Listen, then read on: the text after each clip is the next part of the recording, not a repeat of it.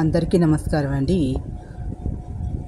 Bachirao cooking వీడియోకి welcome అండి. ఈరోజు మన వీడియోలో అటుకులతోటి పెసరపప్పు అటుకులు. పెసరపప్పు ఇష్టం లేనటువంటి వాళ్ళు ఇందులో కందిపప్పు కూడా మనం వేసుకొని చేసుకోవచ్చండి. ఇది కిచిడి అంటారు. దేవాలయాల్లో పరమాత్మైనటువంటి కృష్ణ పరమాత్మకు కూడా ఈ కిచిడి చేసి నైవేద్యం పెడుతూ ఉంటారు. ఈ కిచిడి తయారు చేసే విధానం ఏంటంటే, మనము దీంట్లో మిరియాలు వాడచ్చు, మిగతా మసాలా దినుసులు అవి వాడకూడదు నైవేద్యానికి. దీన్ని తయారు చేసుకునే విధానం ఏంటంటే, పెసరపప్పు అటుకులు అంటే బియ్యం బదులు మనం ఈ యొక్క ఇది తీసుకుంటాము, అటుకులు తీసుకుంటాము. ఇక్కడ ఏం చేసేది విధానం ఏంటంటే, ముందర స్టవ్ మీద కొద్దిగా నెయ్యి వేసి, నీరుతో చేసుకుంటే బాగుంటుంది. లేని వాళ్ళు నూనె కూడా వేసుకుని చేసుకోవచ్చు. కొద్దిగా నూనె కానీ నెయ్యి కానీ వేసుకుని ఒక 4-5 స్పూన్లు అందులోనూ మిరియాలు, తర్వాత ఏలక్కాయలు పౌడర్ చేస్తాం కదా, అది తీసేసింది. తర్వాత ఏమో ఇందులోనే మనకు కొద్దిగా జీలకర్ర, కొద్దిగా ధనియాలు,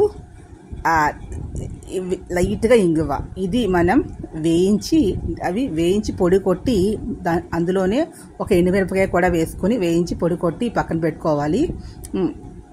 తర్వాత అటుకుల్ని నీళ్ళల్లో నానబెట్టి ఒక 10 నిమిషాలు పిండేసి మళ్ళీ ఒకసారి చిల్లుపల్లిలో వేసి అలా ఆరబెట్టేసి ఒక 10 నిమిషాలు ఉంచిన తర్వాత మళ్ళీ స్టవ్ మీద మనం ఒక గిన్నె పెట్టుకుని ఆ గిన్నెలో పెసరపప్పు కానీ, అంతే 2 కప్పులు అటుకులకి 1 కప్పు పెసరపప్పు కానీ 1 కప్పు కందిపప్పు కానీ మనం తీసుకొని కుక్కర్లో పెట్టి 2 విజిల్స్ కానీ, పెసరపప్పు అయితే 2 విజిల్స్ చాలు, కందిపప్పు అయితే మాత్రం 4 విజిల్స్ వచ్చేంత వరకు మనం ఉడికించి మెత్తగా తయారు చేసుకుని పక్కన పెట్టేసుకుని, స్టవ్ మీద వెడల్పాటి అలా మూకుల్లాంటిగా గిన్నె కానీ మనం పెట్టుకుని అడుగంటకుండా చూసుకునే గిన్నె పెట్టేసుకుని అందులో నెయ్యి కానీ నూనె కానీ ఒక 4-5 స్పూన్లు వేసుకున్న తర్వాత అందులో సన్నగా తగినటువంటి క్యారెట్, అదేవిధంగా బీన్స్ మనం వేసుకోవచ్చు.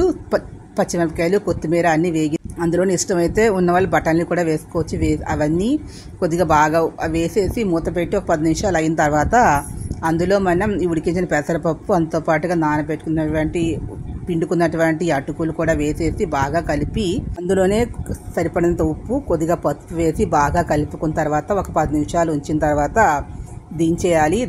దించేసే ముందర మనం కొట్టిపెట్టినటువంటి పౌడర్ కూడా అందులో వేసి బాగా కలిపి మళ్ళీ 4-5 స్పూన్లు నెయ్యి వేసుకుని బాగా నూనె కానీ వేసి బాగా కలుపుకున్న తర్వాత జీడిపప్పులు, కిస్మిస్ మనం ఇవన్నీ కూడా వేయించి దాంట్లో కదా రుచిగా ఉంటుంది. విధంగా కృష్ణ పరమాత్మకి నివేదన చేసుకోవచ్చు. కృష్ణాష్టమి రోజున కూడా ఇది ప్రసాదంగా నివేదన చేసి అదే మనం భోజనంలో కూడా మనం స్వీకరించవచ్చు. ఉపవాసం చేసేటటువంటి వాళ్ళు, లేదంటే పొద్దున్న అన్నం తిన్నట్లయితే సాయంకాలం ఈ విధంగా చేసి నివేదన పెట్టుకుని అదే ప్రసాదంగా పలహారంగా కూడా స్వీకరించవచ్చు. ఈ వీడియో మీకు లైక్ చేయండి, షేర్ చేయండి, సబ్స్క్రైబ్ చేసి ఒక చిన్న లైక్ ఇచ్చి ఎంకరేజ్ చేయండి. Please subscribe my channel. Thank you to all. ఇష్టమైన వాళ్ళు కొద్దిగా వెన్న కూడా ఇందులో వేసుకోవచ్చు, కానీ ఎవరు కూడా మసాలా దినుసులు వేయకూడదు.